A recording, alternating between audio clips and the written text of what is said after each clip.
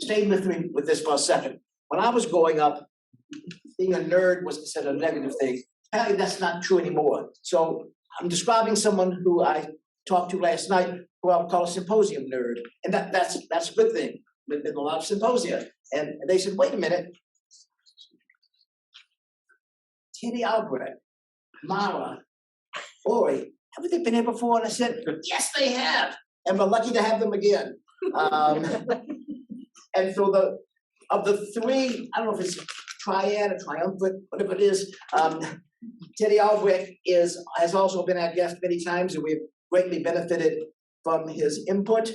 And it's still morning. This morning, we'll be talking about Vienna's Jewish community, 1819 to 1826. Glimpses from Beethoven's conversation books at the dawn of a new era. Okay. All right. Ludwig van Beethoven is recognized the world over as one of the greatest composers of all time, and is especially known for his musical triumphs in the face of increasing deafness that started around 1798, when he was about 28 years old. By 1818, he had begun to carry small blank books with him, so that when in public places where his friends raised their voices might attract undue attention, they could simply write down what they wanted to say, and he would reply orally.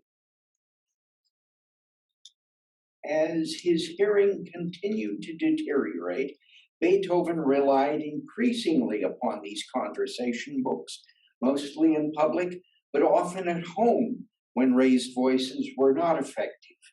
He also used the books more often to make reminders to himself, to write letters, to seek out a newly published book, to investigate potential lodgings, and even, all too rarely, to jot a few notes for potential compositions.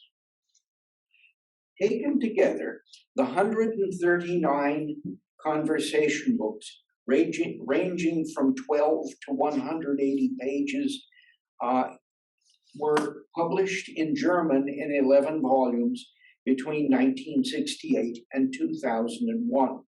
They provide us with an incomparable record of the composer's final decade, everyday life, as well as the great milestones, the legal battle for the custody of his nephew Karl, the composition of the Missa Solemnis, the Ninth Symphony, and the late string quartets and their first Viennese performances, as well as Beethoven's own decline in health and final illness.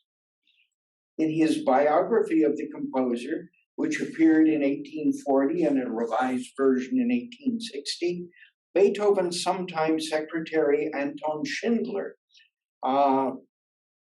used the conversation books as sources for his material. References to Vienna's Jewish residents appear frequently in the conversation books and provide us not only with new facets of Beethoven's activities, but also of members of the Jewish community themselves, the details of whose lives are often difficult to locate in other historical sources.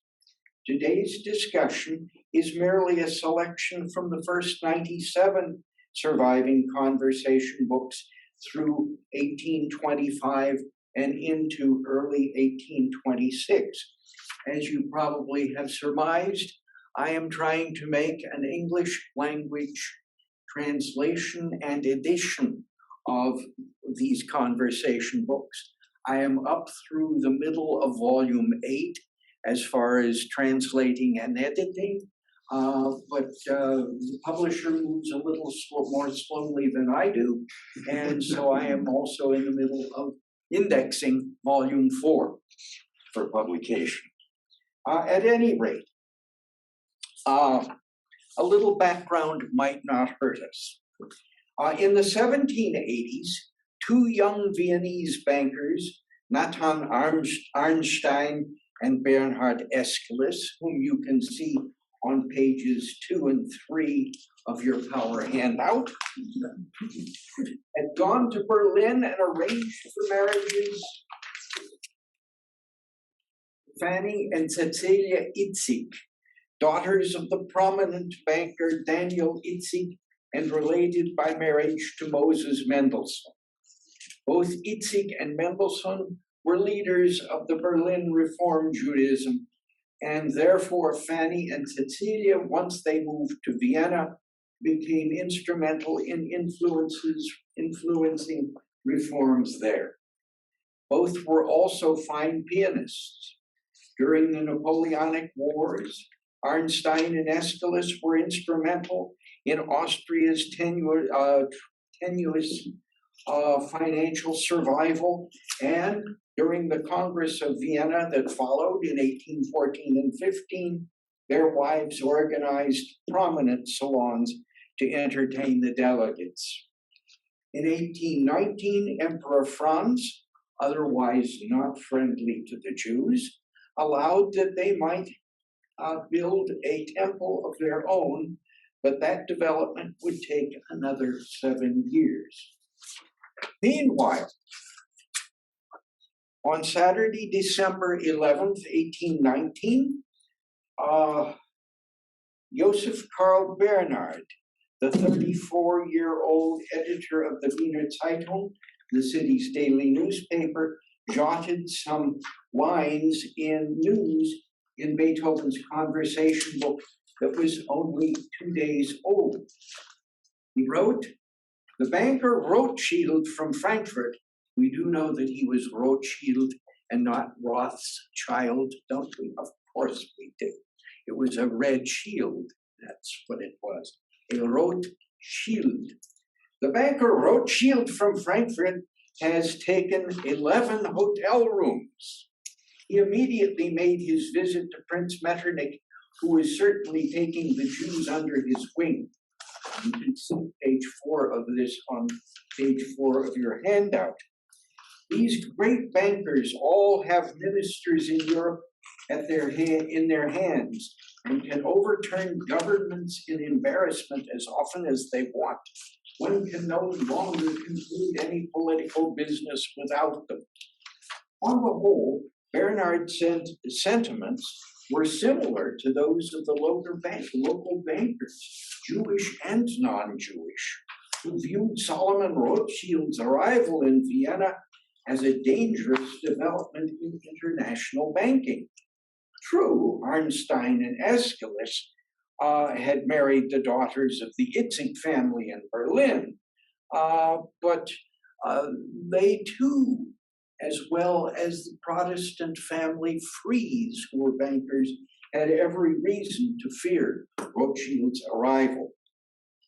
Going a little further, on March 2nd, 1820, that same newspaper editor Bernhard, again writing in a conversation book, told Beethoven a joke about Jewish slavery that we've heard about a couple of times during this conference.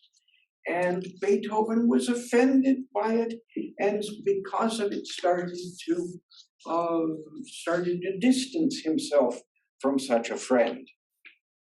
On September 6, 1823, going further, Beethoven's nephew Karl, age 17, for whom the composer served as guardian, was discussing some of his religion and philosophy assignments from school when he commented, "Christ believed that the Jews would never have their own realm, and yet they are forming their own state in America, a republic, entirely new."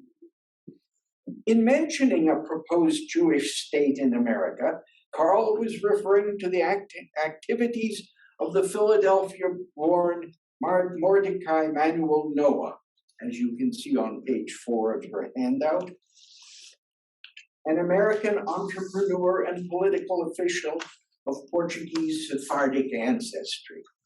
In 1818, at the consecration of New York's Spanish and Portuguese synagogue, he advocated that Jews leave commerce and instead become active in agriculture and industry. To that end, he proposed a self-governing Jewish colony. In 1820, he applied for a parcel of land on Grand Island in the Niagara River between Buffalo and the Falls. The application failed, but supported by Protestant Freemasons that came up in our paper before, purchased an extensive parcel of land in the Grand River in 1825. It was to be a utopian city of refuge for Jews called Ararat. After Mount Ararat, the biblical landing place of Noah's Ark, with a possible reference to Noah's own name. As we can see from Beethoven's conversation books, Noah was recruiting for European Jews as early as 1823. Only none of them followed him to the location. He gave up and moved back to the East Coast. On January 20th, 1823, staying in the same year, the banker Bernard Aeschylus had brought Beethoven the autograph book belonging to his daughter Marie, who, like her mother, Cecilia, and her late aunt Fanny Arnstein, was an accomplished pianist.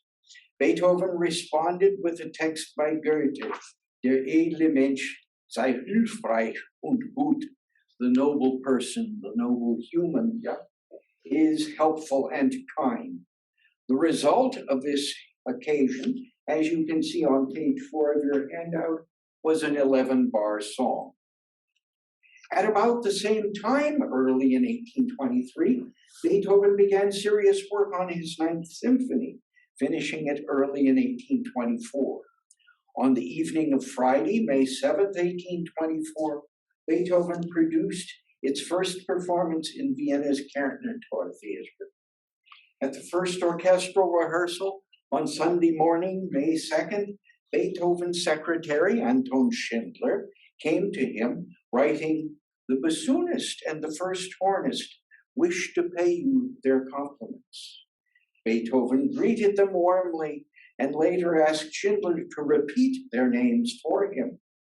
The new principal hornist, who had joined the orchestra only 4 months before, was Elias Levi, the first Jew ever to play in a court theater orchestra in Vienna. You can see his pictures laid in between pages 4 and 5 because the Halfheimers started to get to me and I left it out. Levi had been born on the German-French border, studied in Paris, had been a member of Napoleon's Old Guard band at the Battle of Waterloo, and had played in Swiss opera houses ever since. A repeat performance of a symphony took place in the nearby Grand Imperial Ballroom at midday on Sunday, May 23rd, and on Saturday, May 22nd, Beethoven's nephew Karl announced in the conversation book, "A note has come from Baron Aeschylus. He requests 6 tickets for the concert. His daughter Marie sends thanks for the lovely piece that you wrote in her autograph book. Also, you ought to eat dinner with them sometime at their place in suburban Hietzing." When Sir George Grove, the conductor who conducted the first performance of Beethoven's Ninth Symphony in London, visited Vienna in September 1825, he made a note of the fact that Beethoven and the Aeschylus family were good friends. So this is not something of just passing nature. On August 28, 1825, the Berlin-born Parisian publisher Maurice Schlesinger arrived in Vienna with the intention of purchasing Beethoven's latest string quartet, Opus 132, for his firm. Young Maurice had come to Vienna in 19, and had made the composer's acquaintance then in the resort town of Baden, 15 miles south of the major city. This time, Beethoven was again summering in Baden, and Schlesinger, who was staying at the Wildman Hotel in the heart of the city, went out to spend the day with him. After opening pleasantries, Schlesinger lamented that Beethoven had not written any religious songs recently.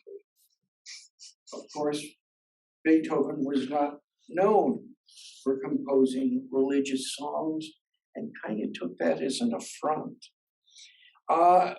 In the early afternoon, in the ensuing conversations, Schlesinger offered Beethoven a strange gift, a miniature portrait of his former fiancée, whom he did not love anymore. He described her as an angel on the outside and the devil within. Embarrassed, I don't know why, Beethoven turned down the offer.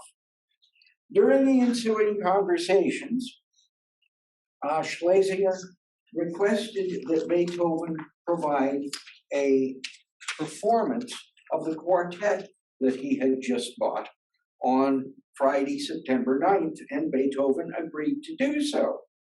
After some unwelcome personal inquiries concerning Beethoven's finances, Schlesinger proposed that Beethoven compose for him 3 string quartets and 3 string quintets, as if he could just crank them right off of the assembly line. Beethoven didn't write that way, for those of you who kind of know what Beethoven's music sounded like. Now Schlesinger turned back to his previous girlfriends, including one who was beautiful with blue eyes. She sang charmingly, he said, but she was too frivolous.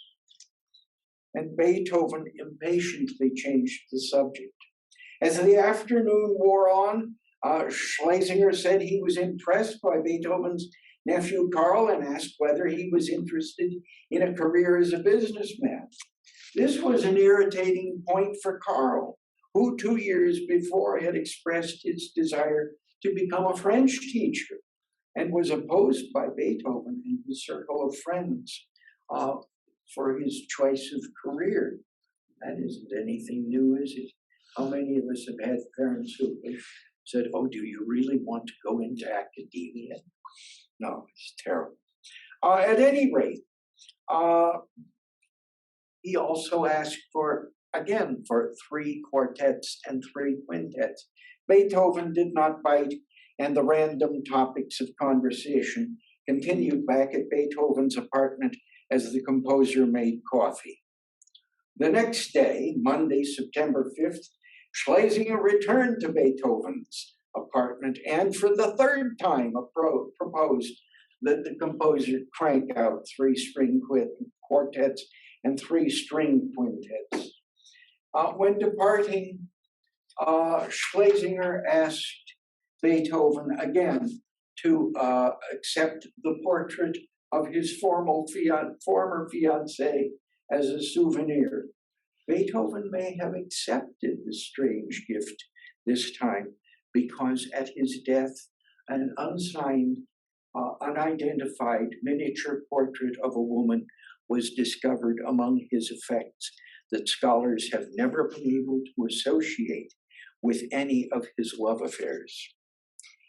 When Schlesinger left Baden for Vienna, they had agreed on a trial run-through of the new string quartet, Opus 132, at noon that coming Friday, September 9th, in a private room adjoining the restaurant in his Viennese hotel, the Wild Man. The performers would be Beethoven's customary string quartet, Ignaz Schuppanzich and Karl Holz violins, Josef Weiss viola, and Josef Linke violoncello. Second violinist Holtz had invited a visiting Englishman, Sir George Smart, to attend the performance on Friday and reported that the pianist Carl Czerny whose exercises many of you might have played, would also be there. The performance on Friday, September 9th began at noon and consisted of two traversals of Beethoven's difficult new quartet at 45 minutes apiece. There were roughly 45 people in the room, but after the performance, everyone departed except a half dozen who remained for dinner, at which time Beethoven began a new conversation. On Sunday, September 11th, they held another performance in the Wild Man's dining room, and this time they had more people than they had before. Not by many, but a little. Beethoven found the audience somewhat larger, that's what it says here. Schimpanze's quartet this time played Opus 132 again, but this time Carl Czerny joined Schimpanze and Linke to play Beethoven's Archduke trio. It was very popular at the time. Again, the audience largely paid their respects and departed before dinner. Among them was Marie Aeschylus, finally, whom Beethoven had never met. Writing on the back of a previously used sales slip, which you can see on page 5 of your handout, Franz von Wimpfen, her fiancé, jotted, Fräulein Aeschylus is sincerely glad to be able to render her thanks to Herr von Beethoven in person for the splendid composition in her autograph book. Then Schlesinger added to the same slip, the Fräulein plays very beautifully, underlined. She especially adores your compositions. If you write a new trio sometime, but there was no more space on the slip of paper, and Beethoven bade her a charming farewell, as he usually did to pretty young ladies who enjoyed his music. During the dinner that followed, Schlesinger told Beethoven that he had told Marie Aeschylus that nephew Karl wanted to become a merchant, a businessman, and that she would intercede with her banker father, Bernard, to find Karl a position with the firm. True to his intention, Schlesinger took Karl to meet Aeschylus on Saturday, September 24th. Aeschylus said that he would probably not have a position for Karl in Vienna, but Schlesinger opined that if Karl ever moved to London and opened a music dealership under the name Beethoven, he could do quite well financially. Nephew Karl did not want to become a merchant. At any rate, no matter what happened, on Friday, September 30th, Schlesinger departed for Berlin. He had kind of had his eye on Marie Aeschylus, but darn, she was already taken. And Marie Aeschylus, now converted to Catholicism, wed Count Franz von Wimpfen on Wednesday, October 5th. A loss. Over the years, from 1819, Vienna's Jewish community had persevered in promoting the idea of this new temple to be located in the Seitenstädtengasse in the heart of the city. On January 29th or 30, 1825, a delegation from the Jewish community visited Beethoven to ask him to compose a vocal work with instruments for the temple's consecration or inauguration in 1826. Beethoven was not at home, but nephew Karl described the group's spokesman as old, fat, and with white hair. You know him, It is more than probable that Karl was describing Bernhard Aeschylus. They wanted a cantata using the text, Wie lieblich sind deine Wohnungen. How lovely are thy dwelling places, or tabernacles, whichever translation you use. But Beethoven, who was knee-deep in composing string quartets, had to decline and instead recommended that they approach Joseph Drexler, the conductor at the theater in the suburban Josefstadt. But Beethoven may also have asked his Jewish visitors what their music sounded like. And someone, perhaps Aeschylus, might have shouted Kol Nidre into his left ear. Not appropriate for the inauguration of a temple, of course, but how many inauguration of temple melodies do you know? But surely you know, ba-da-dam, da-da-dam, da-da-dam, da-da-dam, da-da-dam, da-da-dam, da-dam. Beethoven took out the repeated notes and left it with do,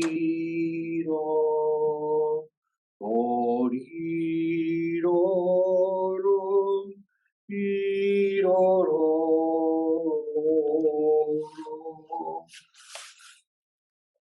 Mind you, most Jewish musicologists do not believe this. I am not Jewish, so I can't.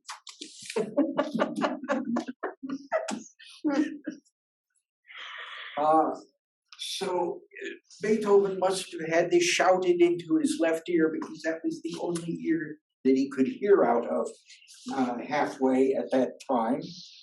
But in January 1826, he started to compose the string quartet that we call Opus 131 in 7 movements, 1 large one and 6 short ones. The 6th movement has that melody, and so on and so forth. This would be a melody that almost anyone in the Jewish community might have known.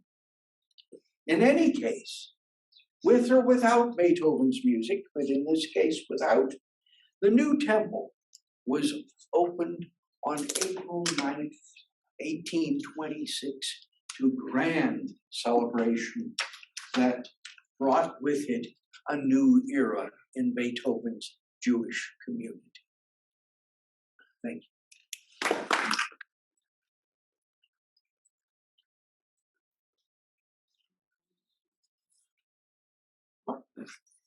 So, with Beethoven's books, was there a rhyme or reason when he switched from one to the other? Did he wait till it finished, or was it this week's book, or?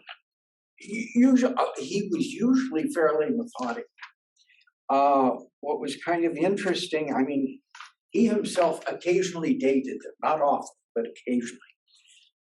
But he would start at the beginning, hand it to somebody, and the person would write on the first page and then the second page. When he handed it to Schlesinger, a new one to Schlesinger, Schlesinger wrote inside the back cover of the book. That just destroyed Beethoven's sense of order of what was going on in this book. So during the dinner for the first concert, they had filled a small conversation book. And so Beethoven, for the second conversation book, the one that he handed Schlesinger that was backwards, when they were done with the dinner for the second concert, Schlesinger said, since I started and ended this conversation book that was not even filled up at the time, may I take it with me as a souvenir? Beethoven gave them both of them. Because the second one was cattywampus, it was out, it was already out of order. but occasionally you'll get somebody will turn the paperback conversation book on and you'll get entries from the back to the middle and then from the front to the middle. And luckily the Berlin editors were very good at detecting this and putting it into their printed version. So it certainly makes my work much less. But of course, as a lot of people had told me, yeah, but Beethoven's conversation books, you're going to find a lot of dialect in there. And, you know, there's a lot of that written in Viennese dialect. This is Wienerisch.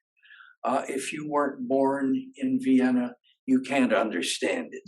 And nephew Karl, who was born in Vienna, wrote even in Beethoven, one of Beethoven's conversation books, I know what that means, but you don't know because you weren't born here and you'll never know. Thanks, kids. I needed that. But looking through it, these things are not in Wienerisch. They'll be in terms that the Viennese or the Austrians use, but not Wienerisch itself.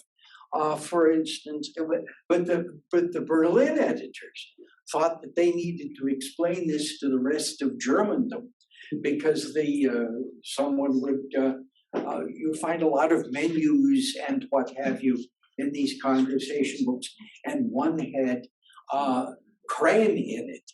And the Viennese, Berliners had to put a footnote in, Crane, that means Meerrettich, that means horseradish. But they had to put in that German word, the northern German word for horseradish. Carol and I have been going to Vienna for the last 23 years or something like that, as long as we haven't been prevented by COVID. And so we just look at a menu and we say, yeah, we know that Crane is Meerrettich, so this is not a problem. Who wrote the Crane? Do you know? No, it was just some acquaintances as they were ordering at the dinner table or describing what was on the menu. Just because in some Yiddish dialects, Crane is also. Yeah. Oh yeah. Okay, and I'm just saying. That's why I was curious. It wasn't one of the Jewish. It wasn't one of the Jewish acquaintances. No, it was. Yeah. But again, I'm up to that point in this, up to volume 8 of the 12 that will be, and I have to tell you, I have never had such an enjoyable research project. It's self-sustaining, it really and truly is. Nobody deserves anything like this. I just hope I live to finish it, you know. If I don't, Carol. 120 at least. No, at least 120, yes. Exactly. Well, thank you all. If you have no more, I'll bet you that Leonard would like to take us a little further.